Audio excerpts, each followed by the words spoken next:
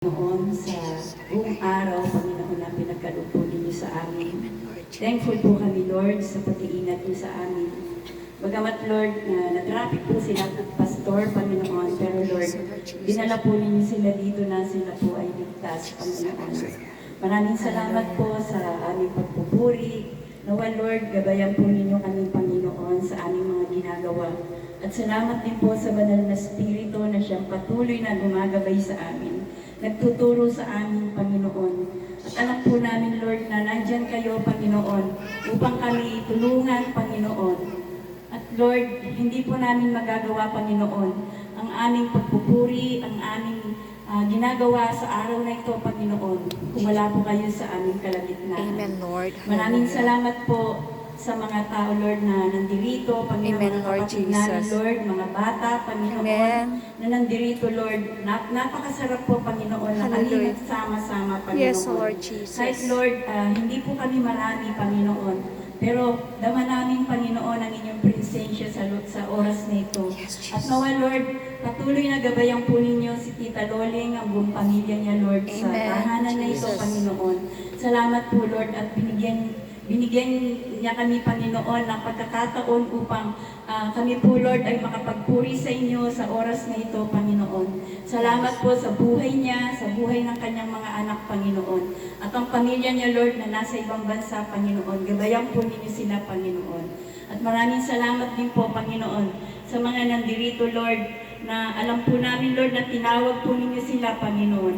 Hindi lamang po aksidente ang pagpunta nila dito, Panginoon. Yes, Lord Jesus. Kundi tinawag po ninyo sila, Lord, upang kayo po, Panginoon, ay makilala nila ng lubusan, Panginoon. Amen. At ang mga bata na nandirito, Lord, nawa sila po ay magamit din po ninyo sila, Panginoon. Alam po namin, Lord, na darating ang panahon, Panginoon, Yes, na Lord, magiging God, malago hallelujah. din po, Panginoon, ang aming church, Panginoon. Jesus, ang hallelujah. sambahayan ng Diyos, Lord. Amen, Lord Kaya, God, Lord, hallelujah. pinupuri po namin kayo, Panginoon, sa kabutihan nyo, sa ginagawa nyo sa buhay namin, Panginoon.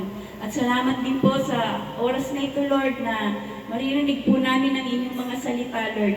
Nagagamitin po ninyo ang inyong lingkod, Panginoon, ang aming butihing pastor, Panginoon. Amen, God. Ang aming pastora, Lord, na handa po silang maglingkod sa inyo. Gamitin niyo sila dito, Panginoon, hindi lamang po dito sa Capitol, sa De La Costa, Lord, yung church namin doon, Panginoon. Nawa, Lord, marami po kaming mahikayat, Panginoon, at hindi po kami nawawalan ng pag-asa, Panginoon. Amen, Father. Dahil, Lord, may plano po kayo, Panginoon, sa bawat isa sa amin. O, maraming salamat po, Panginoon. Pinupuri po namin kayo, Lord, pinasasalamatan sa pangalan ng aming Panginoong Hesukristo na aming tagapagligtas. Amen. Amen. Dito pala. Doon pala.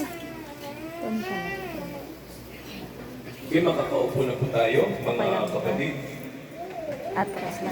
Salamat po sa Diyos. Kahit po matraffic ay nakarating po kami. Salamat po sa tahanang ito nila, Tita Loling. Tayo po ay muli nagsama-sama po sa tahanang ito. Nagpapasalamat tayo sa sangbayanan nila, Tita Loling. Ayan. At salamat din sa mga kapatid po natin dito, mga kaibigan po na kapiling po natin ngayon. At pagpalain nawa tayo ng dakilang Diyos. Muli po, tayo po ay sumangguni sa Diyos, mga kapatid, sa ilang sandali, manalangin tayo muli. Salamat sa ating panalangin at muli po, idulog natin sa Diyos ang kanyang sasabihin sa atin ngayong gabi. Dakilang Ama, pagpalain niyo po ang mga sandaling ito. Nawa po maghari kayo, magsalita kayo sa aming kalagitnaan.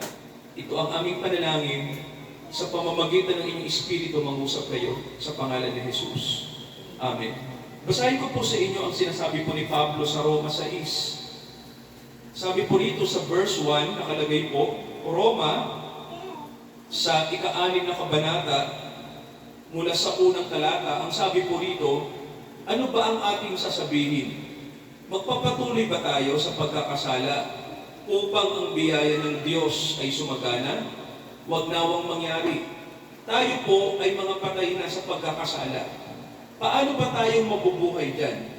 Hindi ba ninyo nalalaman na tayong lahat na nabautismuhan kay Kristo ay nabautismuhan sa kanyang kamatayan? Tayo nga ay nalibing na kasama niya sa pamamagitan ng bautismo sa kamatayan.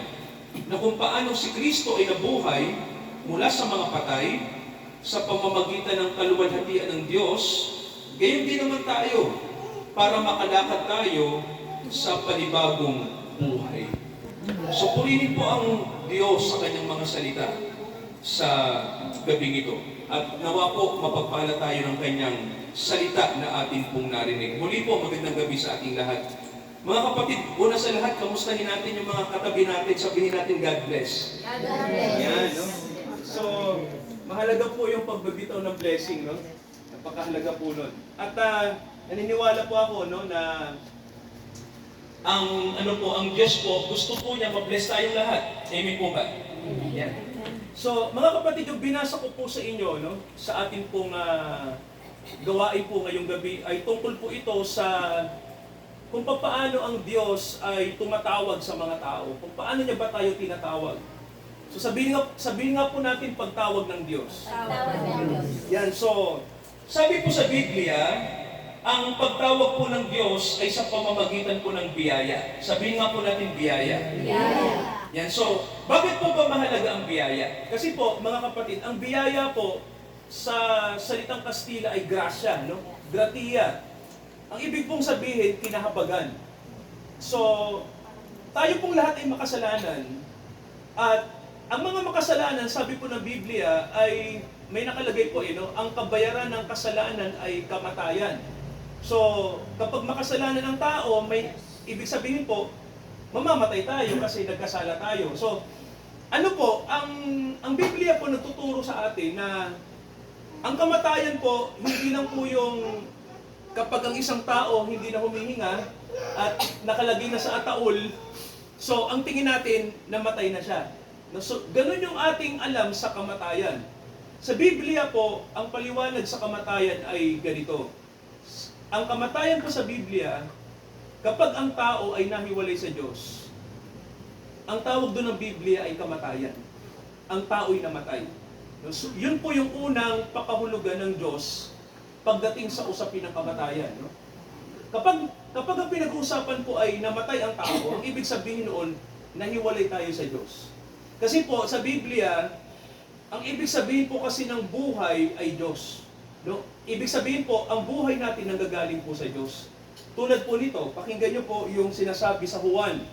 Sabi po ng Juan 1, pakinggan nyo po mga kapatid, no? Yung sinasabi po ng kasulatan, ito po ang nakasulat, sabi po sa Juan, sa unang kabanata ang sabi, ang lahat ng mga bagay ay ginawa sa pamamagitan niya. At alinman sa lahat ng ginawa ay hindi ginawa kung wala siya. Sabi po ng talatang 4, nasa kanya ang buhay. At ang buhay ay siyang ilaw ng mga tao. Ibig sabihin po, ang buhay po kanino nanggagaling? Sabi sa kasulatan, sa Diyos. Kaya po, sinasabi, ang buhay ay nasa Kanya, at itong buhay na ito, ang ilawan natin. Ibig sabihin po, kaya tayo may kamalayan, kaya tayo humihinga, kaya tayo nakakagawa, kasi may buhay tayo na galing sa Diyos. Ang problema po, ang sabi ng Biblia, nahiwalay ang tao sa Diyos. No?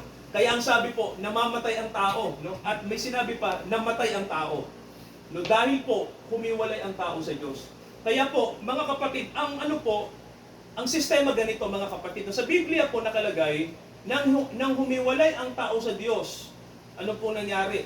Okay, basahin natin ano yung nangyari nang humiwalay ang tao sa Diyos. Okay, sabi po mga kapatid, dito po sa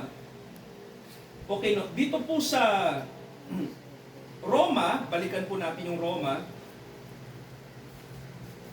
Okay, ito po nangyari. Roma 1, ito po yung isa sa mga magandang talata po ng kasulatan, no? Okay, sabi po dito, Roma 1, basahin ko po sa inyo yung nakasulat po sa talatang 21. Sabi po dito, sapagkat kahit kilala nila ang Diyos, siya ay hindi niluwalhating tulad sa Diyos, ni pinasalamatan man, kundi bagos, ang sabi po, winalang kabuluhan sa kanilang mga pagmamatuwid, at ang mangmang nilang puso ay pinapagdilim. Ang mga nangagmamarunong ay naging mga mangmang. Ang tanong po natin, sino po ba yung sinasabi dito ng Biblia na kahit kilala nila ang Diyos, siya hindi niluwalhati ni pinasalamatan man, kundi winalang kabuluhan nila sa kanilang pagmamatuwid. Sino po yung tinutukoy dito, mga kapatid, ng kasulatan na gumawa nito? Ang tao. Tayo po yun, no? Kaya mga kapatid, ang sabi po rito, ang mga nagmamarunong naging mga mangmang. Ibig sabihin po, tayo po yung gumawa nun, no? Hindi ang Diyos. Kaya ang Biblia po, nagpapatunay na humiwalay ang tao sa Diyos. Kaya tayo po ay naging makasalanan. Yung po nangyari. At namatay tayo, no? Ano yung ikinamatay natin sa spiritual na aspeto? No? Mayroon tayong laman, nabubuhay tayo sa physical, pero ang sabi ng Biblia, patay ang tao sa spiritual. No? May nakalagay sa Efeso 2, mababasa po natin na patay ang tao sa spiritual. Kaya mga kapatid, eto tanong, kung patay ang tao, humihinga naman kami, pastor, ba't kami sinabing namatay? Kasi nga po, sa Biblia, ang kamatayan nag-uumpisa sa spiritual. Amen po ba? Diyan tayo namatay. At pagkatapos mamatay sa spiritual, ano na pong kasunod? Ano na pong kasunod ng kamatayan pag namatay tayo sa spiritual? Ano na po? Dito. Ha? Pag namatay tayo sa spiritual, ano pong kasunod? Anong kasunod ang mamamatay sa atin? Hindi po. Anong aspeto natin ang mamamatay kapag namatay na tayo sa spiritual? Halimbawa po, patay na tayo sa spiritual, nahiwalay na sa Diyos. Tama tita, no? Kasamang mamamatay, yung laman. Kaya mga kapatid, huwag tayo magtaka kung bakit lahat tayo namamatay. Napansin niyo po, di ba? Darating ang araw, susunugin tayo, di ba? O kaya, tayo ay ilalagay tita sa... di ba? So, ang tao namamatay, tama mo ba? Kasi po, yun yung consequence. Yun yung resulta ng kasalanan natin sa Diyos. Kaya tayo namamatay. Kaya mga kapatid, ganito.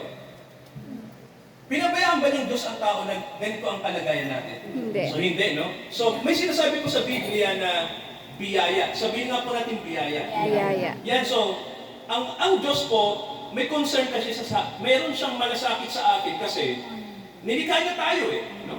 Ang tao, galing sa Diyos. Ngayon, baliktad tita. Ang paniniwala ng marami ganito, ang Diyos daw galing sa tao. Tayo lang ang gumagawa ng Diyos. Mali po, no? Ang totoo po nun, baliktad. Sa Diyos po tayo galing. Yan po ang sabi ng kasulatan, no? Iba-iba man tayo ng kultura, tita. Iba-iba man tayo ng relihiyon. Iba-iba man tayo ng paniniwala. Pero ang sabi ng Biblia, sa Diyos tayo galing. Iisa ang pinagmula natin. Kaya po dahil ang Diyos natin ay iisa at sa Kanya tayo galing, siya rin po ang may alam kung paano niya tayo ililigtas. Amen po ba? Siya po ang magliligtas sa atin. Ngayon po, ang problema ganito, lahat ng relihiyon may kanya-kanyang pananaw sa kaligtasan. Yan ang problema. Ibig sabihin po, kung tatanungin natin ang mga kaibigan natin sa Roman Catholic, sa kanila ang kaligtasan, gusto niyo pong malaman kung ano ang kaligtasan sa mga kaibigan natin sa Roman Catholic. Ang kaligtasan sa kanila, ayon po sa sinasabi po ng mga aral na narinig ko. Dahil tayo po, bansang Katoliko tayo, nung tayo ay namulat na nasakop na tayo ng Espanya. So, ang alam ng maraming Pilipino para maligtas, para matuwa ang Diyos, ay yung tinatawag po na paggawa ng tinatawag na moralidad o mabuti. So, paggawa po ng mabuti ang itinuturo ng mga kaibigan natin sa Romano Katoliko para maligtas. Ngayon po, mga kapatid, may iba naman, ang pananaw naman nila, yung pag-anib. Yung aanib ka sa isang sekta na kung saan ang sekta na inaniba natin ay tumutukoy kung ang kanilang sekta ay nasa Bible, sinasabi nila na umanib kayo kasi nasa Bible kami, so yun yung tingin nilang kaligtasan, aanib ka. Pero mga kapatid, tingnan niyo po lahat ng itinuturo sa atin ng mga ganitong relihiyon, no, na kahit marami pang naniniwala. Alam niyo, kung ikukumpara niyo po sa Biblia, mga kapatid, alam niyo po, lahat po mali. Mali po yun. Alam niyo po ganito, ang mga pastor at mga pare, nagbabasa sila ng Biblia. Naniniwala po ba kayo?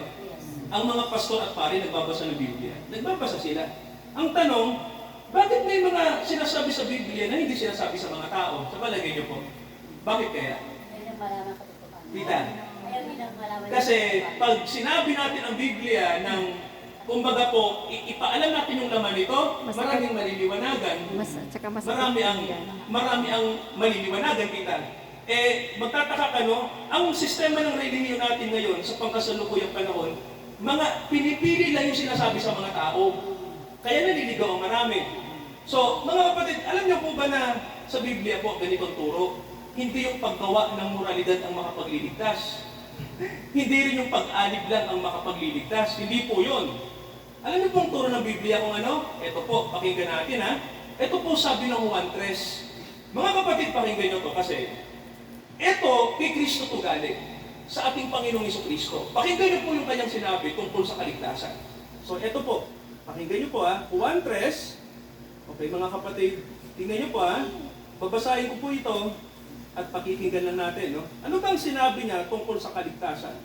Basahin po natin. Sabi dito, Juan 3, ito ang sabi sa talatang 3. Sumagot si Jesus at sa kanya'y sinabi, katotohanan, katotohanan, sinasabi ko sa iyo, maliban na ang tao'y ipanganak na muli, hindi niya makikita ang kaharian ng Diyos.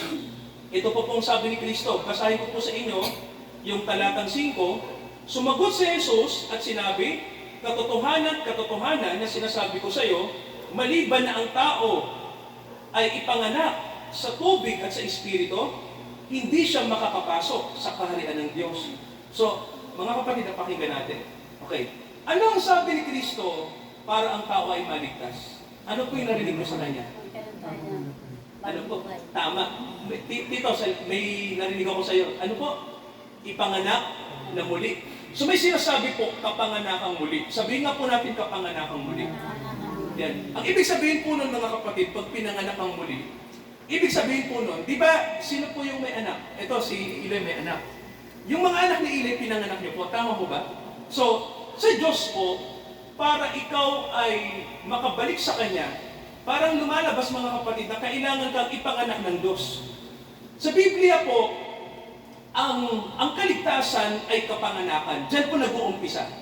Hindi po moralidad. Mga kapatid, tandaan niyo po hindi moralidad, hindi pag-anib. Ano pong utos? Ano pong aral? Ano pong pinarinig natin? Kapanganakang muli. Sabihin nga po natin kapanganakang muli. Ano po sa English yun? Born again. So may mga nagsasabi, born again, born again. Sinasabi nila na, ang born again, ano? Another Relihiyon yan. Diba? Huwag kayong aanib dyan, relihiyon din yan. Ang born again po, ang kapanganakang muli, hindi po to relihiyon. Kasi mga kapatid, pag sinabi kasi nating relihiyon, ang sistema po ng relihiyon kasi ganito, organisasyon yan, may mga patakaran yan, may mga batas yan, may mga paniniwala yan. So, yun ang relihiyon. Pero po, ang born again, ang tao po, pag born again, hindi po kailangang puwersahin ang tao na born again, mga kapatid, kapag ikaw ay gustong makasunod sa Diyos. Ang born again, mga kapatid, kasi dahil ikaw ay pinanganak ng Diyos, ang mangyayari po nun, automatic na ang Diyos nasa iyo at kikilos ang Diyos sa iyo kasi pinanganak ka niya.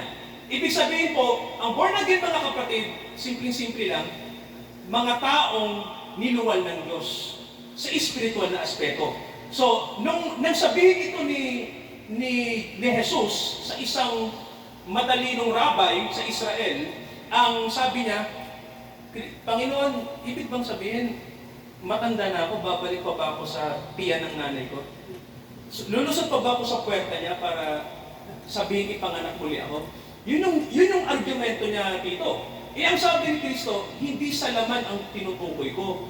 Kasi po, sabi ng Panginoon natin, ang ipinanganak sa laman, ang nagiging resulta niyan, laman. Ibig sabihin po, tulad nito, saan po ba tayo galing lahat? Di ba sa tiyan ng nanay natin? Di ba? So, di ba mga kapatid, yung dugo ng ating mga magulang, makasalanan. Tama ko ba? Yung dugo ng tao, makasalanan. So, yung dugong nasa atin, ano po? Ano rin po?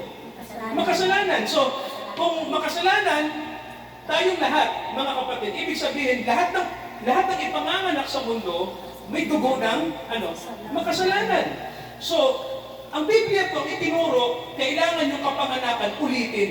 Ibig sabihin po, hindi na sa laman. Ibig sabihin po, kapag pinanganak ka ulit, hindi na sa laman. Hindi na itong pisikal, hindi na ito. Kundi, ang sabi ng Biblia, sa Espiritu. Sabihin nyo nga po, espiritual na kapanganakan. Yan, so, pag espiritual na kapanganakan, ibig sabihin po nun, muli, ikaw ay bababuhin ng Diyos. Kasi, yung mga bagay ng laman, mga kapatid, sabi ng Biblia sa atin, ano to? May nakalagay na sa Bible yung ating pagkatao, tingnan nyo po bilang tao po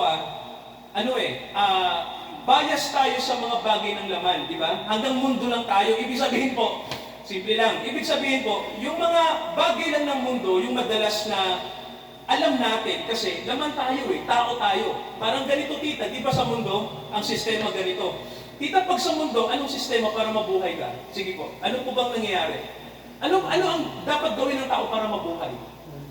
Kadalasan. Malinis ang ating dugo. Spiritual na yung tita Opo. Sa physical po, paano ba mabuhay sa physical? Anong dapat gawin? Ano tita? Yes ba? Hindi po. Ang tanong ko po, ano ang sistema ng mundo para mabuhay tayo? Anong dapat gawin? Halimbawa po, sa pangkaraniwan, Susunod tayo sa spiritual yung tita Ang tanong natin sa physical, Maging mabuti. ano tita? Tama. Alam niyo ba ganito? Di ba sa mundo ganito? Bigyan mo kayo ng idea. Di ba sa mundo ganito, kadalasan, para mabuhay ka? Halimbawa po, kailangan mo magtrabaho, tama po ba? Magtrabaho. Kailangan mo maghanap buhay, tama Yun po pala ba? yun, no? Kailangan mo maghirap. May tanong ako, nung spiritual pa ang tao, inutusan pa tayo ng Diyos maghanap buhay? Sige po. Hindi. Hindi. Kumain lang. Napansin niyo po ba? Nung nasa spiritual pa ang tao, hindi pa din nagtatrabaho Ibig sabihin, hindi natin tita kailangang mapagod sa trabaho para mabuhay. Nung tayo ay nasa Diyos pa, masaya. Tama ho ba? Masaya mo ng trabaho Nandun na lahat. Di ba mga kapatid? At ginagawa mo yung gusto mo. Pero ano nangyari nang magkasal ang tao? Nag-toil. Anong inutos na ng Diyos? Para mabuhay ka, kailangan mong Magpawis. magtrabaho, magsikap ka. So, doon dumating yung tinatawag tita na paghihirap natin, no? Kailangan natin kumilos. Kasi tita, pag hindi tayo kumilos, anong mangyari? Mamamatay tayo, di ba?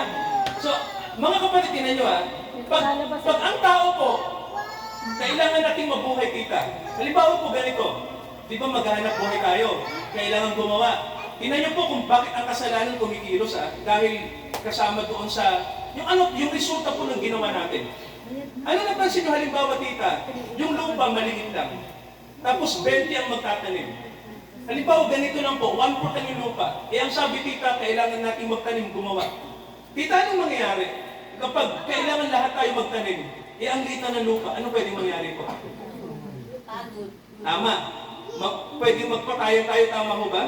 Di ba napansin nyo po ang tao sa mundo, parang ang nangyari, kailangan kang may patayin para mabuhay. Di ba ganon? Parang kailangan mong, yung iba nga, sabi nga di ba? Yung mga nakukulong, yung mga kaibigan natin, kababayan natin, di ba sabi, kapit patalim, di ba? Para makasurvive tita. Ganun ang ginagawa. So, mali yun. Alam, sa Diyos, hindi tama yun. Kasalanan yun. Pero ang tao, patuloy yung ginagawa. Kasi sa tingin niya, kailangan niyang makasurvive, tita. Kailangan Di niya ba? mabuhay. Parang ganon, kailangan niyang mabuhay. Gagawin niya yun. Umatay, gumawa ng krimen. O may tanong po ako. Ito mga kapatid, simple lang natin Bakit ang mga mayayaman dito, mayayaman na, kahit yung mga nasa politika, bakit gawa pa rin ang gawa ng corruption sa palagay niyo po? Payaman. Sige mga kapatid, nandiyan na yung pera, nandiyan na lahat, pero tita, bakit ayaw tumigil sa pangungurap kahit mayaman na? Walang sa palagay niyo po, anong sagot? Walang kakontentuhan. Sige mga kapatid. Kasi Walang ang tingin natin kakontentuhan. mga kapatid, kailangan natin makasurvive. Ang tao naging tita, self-centered, Naging naging ganit. kahaman. Kasi Kahaman. kahit yung mga tao na may pera na, tingin niya pa rin tita, kulang pa. Alam niyo ba ganun? Ang ganun ang kalikasan ng tao. Kaya ganito mga kapatid. Tito, ito problema. May pera man tayo maliit o malaki, ang tao walang kakontentuhan. Napansin niyo po? So bakit ganun, pastor? Kasalanan. Naghahari ang kasalanan sa atin. Ganun po yun. Kaya alam nyo sa spiritual, napansin nyo mga kapatid, pag nasa spiritual ang tao, di ba, hindi ganon? Hindi natin kailangan na, tita, hindi natin kailangan na makipaglaban pa, di ba? Oo, tinuturuan tayo maging kalmado, magtiwala sa Diyos, maging mapayapa. Kapag walang-wala, umasa sa Diyos. Pero pag sa lamantitan, hindi ganon. No? Pag sa bagay na pisikal o sa mundo o makamundo, ang nangyayari tita, hindi. Tao nagiging makasarili, iisipin niya lang sarili niya. Tama ko ba? At yan po ang nangyayari po sa mundo natin. Mga kapatid, ang ibig sabihin po ng Biblia, ang tao kapag wala ang Panginoon, kapag wala tayo sa Diyos, puro tayo pagdurusa lang. Kapahamakan, walang kapayapaan. At ito yung nakakalungkot. Pag namatay tayo nang hindi tayo born again, kapag hindi tayo nakabalik sa Diyos, ang sabi mga kapatid, kapahamakan ang naghihintay sa atin. Yan po yun, no? Mapapahamak ang tao. Kapahamakan po yan pag wala po tayo sa Diyos. Kaya po, mga kapatid, ito rin po yung nangyayari ngayon kahit po sa Middle East. Di ba mga kapatid, nanonood ba tayo ng balita? Di ba? Ito po yung problema ngayon kahit po sa gitnang silangan. Ano po nangyari? Tingnan niyo po mga kapatid, sa Israel. Simple lang, ito alam niyo po sa Israel, ano pong problema doon? Bakit ang mga terorista inaatake ang Israel? Bakit pumapatay sila ng mga sibilyan? Alam niyo po ba yung isa sa mga problema ng Israel kung bakit? Bakit ganyan? Simple lang mga kapatid, lupa. Nakikinig po? Lupa. Okay. Pumunta kayo ngayon sa usapin ng pamilya sa lupa. Sa palagay niyo po pag-usapin ng lupa, anong nangyari sa magkakamag-anak? Nagkakagulo, Sige, nag-aaway-away. mga kapatid, usapin ng lupa yun ha. Ano tita? Nagkakaroon ng maguluhan. Naranasan niyo na ba yun? Usapin ng lupa, nagkakagulo pamilya?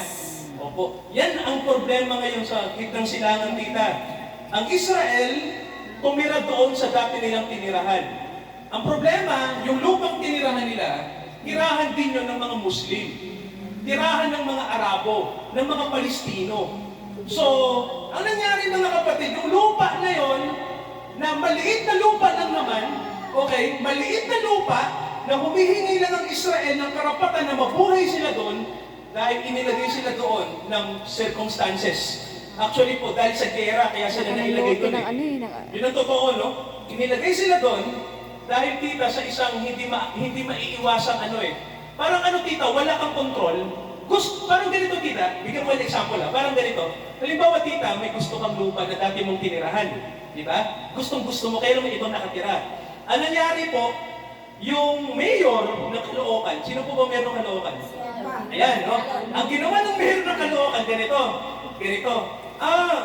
Sol, napalitaan ko, dati may lupa ka dito sa Capitol. Ngayon, 3,000 taon ka nang hindi nakatira doon.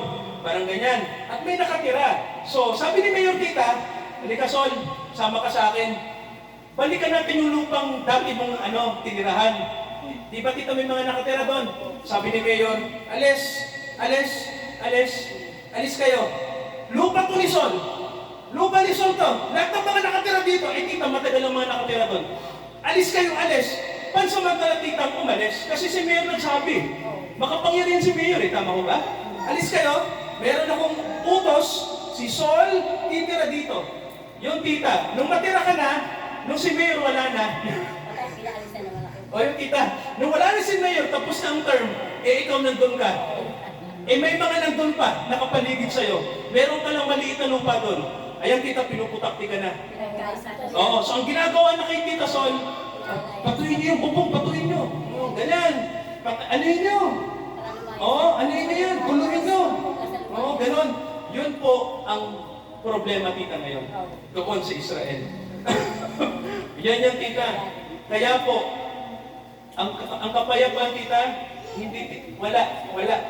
Tuloy-tuloy ang kabuluhan. Kaya mga kapatid, tanong, bakit pastor ganyan? Kasi kasalanan, di ba?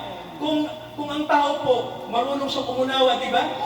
Sige, total naman kamag-anak namin kayo Okay lang, dito na kayo. Hindi ganang tama mo ba tita? Kasi po, ang tao tita, selfish tayo. Family Diba? feud. Sarili lang natin.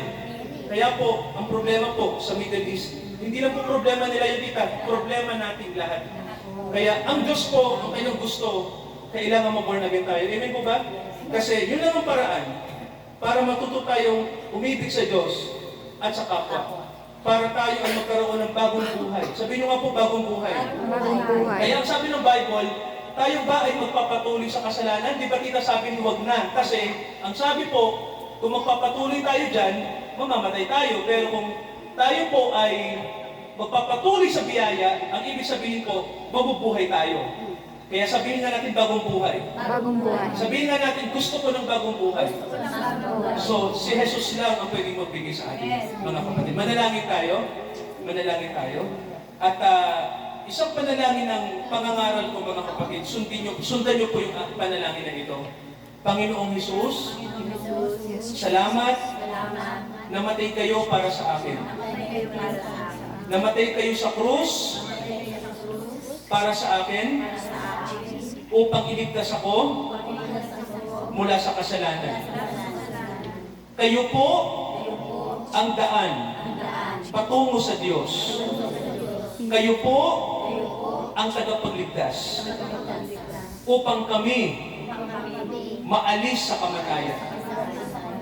Panginoong Hesus, turuan niyo kami na umibig sa Diyos ng buong puso, isip, lakas, at kaluluwa. At ibigin namin ang aming kapwa gaya ng aming sarili. Panginoon, kayo lamang ang aming pag-asa. Kayo lamang ang pag-asa ko. Ang pag-asa ng aking pamilya. Ang pag-asa ng bansang Pilipinas. Ang pag-asa ng Israel. Salamat po. Kayo rin ang pag-asa ng mga kaibigan namin Muslim.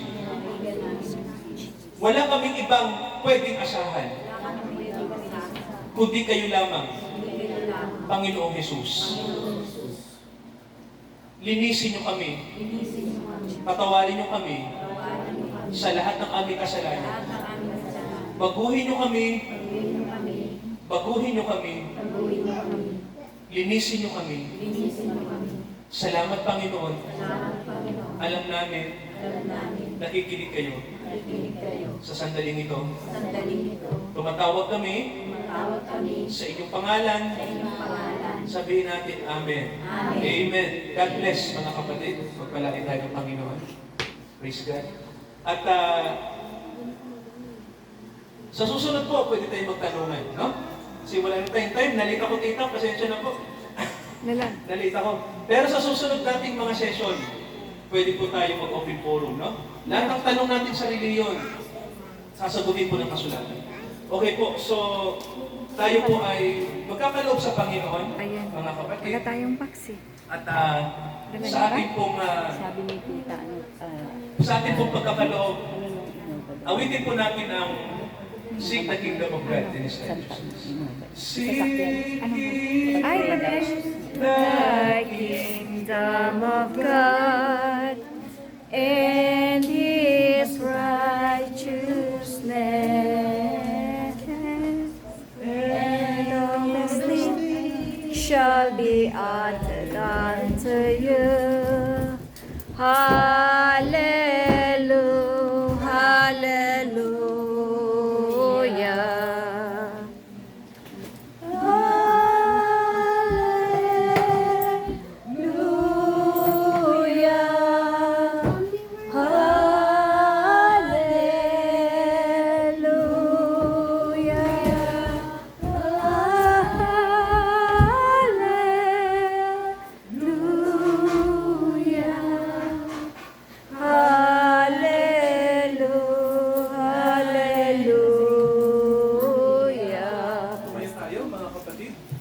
Dakilang Ama, pagpalain niyo po ang mga kababayan namin, mga kaibigan, mga bata nandito, mga kamag-anak at mga mahal sa buhay na nakiisa po sa gawain ito.